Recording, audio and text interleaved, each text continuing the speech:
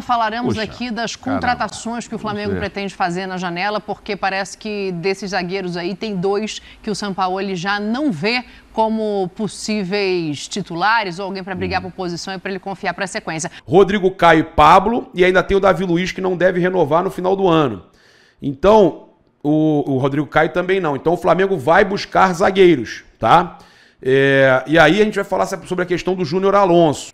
Também trazer aqui a questão do Alan, né, o volante do Atlético Mineiro. Meu querido, assista esse vídeo até o final porque tá bem legal, trazendo informações aí sobre o jogo de amanhã contra a equipe do Nublense e também trazendo informações sobre contratações, ao que tudo indica.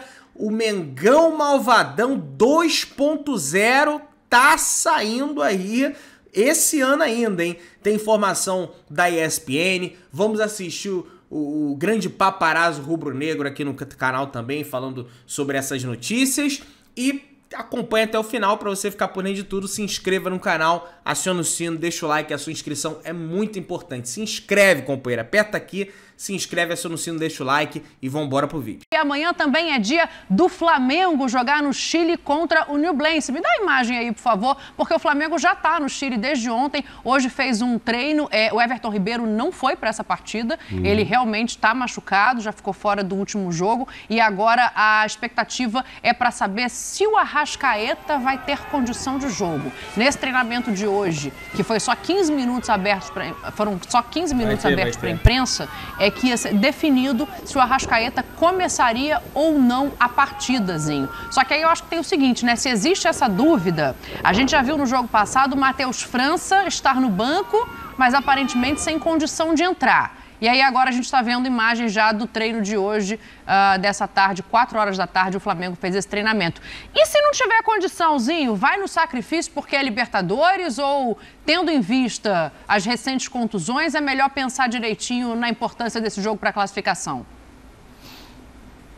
Sem dúvida. Se o Arrascaeta não tem condições, corre risco de contusão, de ficar um período longo fora, eu acho que o melhor é segurar. Porque, assim, com todo respeito... Quando se fala assim, né, Mauro que me corrigiu. Quando fala, com todo respeito, é que você não está respeitando. Então eu vou mudar. Vem pancada. Eu vou mudar, né? Eu vou mudar, assim. O Flamengo tem um elenco muito superior ao Nublense. Muito superior. Então, assim, você não tem o Everton Ribeiro, não tem, já não jogou com eles dois contra o Corinthians e venceu. Então, assim, acho que tem no elenco... A gente fala que é o melhor elenco.